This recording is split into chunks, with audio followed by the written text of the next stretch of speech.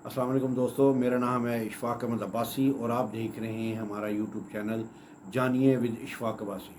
आज हम नफ्स के ऊपर बात करेंगे और जो कि बड़ा ही इंतहाई और अहम मौजू है। देखिए, नफ्स तीन किस्म के होते हैं। एक होता है नफ्स अम्मारा, एक होता है नफ्स लवामा और एक होता है नफ्स मुतमइन्ना। अब नफ्स अम्मारा जो है वो आप ये समझ लें कि वो इंसान को सिर्फ़ और सिर्फ उसके गलत काम की नेगेटिव चीज़ों की तरफ ही उसको माइल करता है।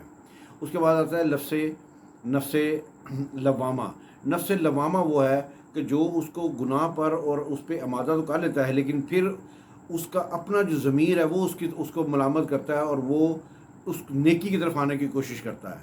और तीसरा जो है नफ्स, वो नफ्स मुतमइन्ना है। नफ्स मुतमइन्ना वो है कि वो सिर्फ कोई गुनाह नहीं करता, बल्कि वो सिर्फ़ और सिर्फ अल्लाह की बंदगी में अपने आप को अपना मसरूफ़ रखता है। इसलिए कहा जाता है कि जब नफ्स को पैदा किया गया तो उसको 1000 साल तक उसको आग में रखा गया, और जब उसको निकाला गया तो उससे पूछा गया कि तू कौन है और मैं कौन हूँ। तो उसने कहा तू तू है और मैं हूँ। उसके बाद उसको 1000 साल तक पानियों में रखा गया और फिर निकाला गया तो उससे पूछा गया कि तू कौन है और मैं कौन हूँ। तो उसने कहा कि तू तू है और मैं हूँ।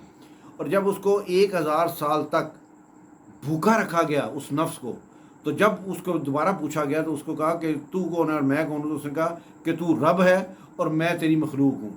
इससे अंदाज़ा करें कि नफ्स जो है वो बाकी किसी चीज़ से काबू नहीं आता सिवाय भूख से। इसलिए बुज़ुर्ग कहते हैं कि अपने नफ्स को इतना तवाना ना करो कि वो तुम पर सवारी करता रहे।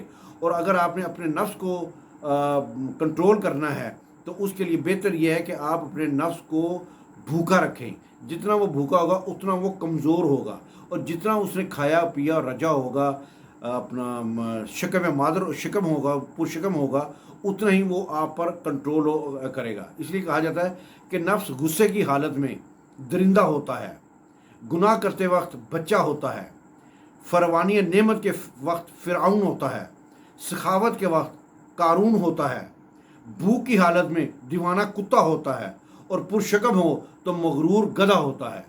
शुक्रिया। अगर आपको ये हमारा वीडियो अच्छी लगी हो तो इसको अपने आप दोस्तों के साथ शेयर करें, सब्सक्राइब करें और बेल आइकन को ज़रूर प्रेस कीजिएगा।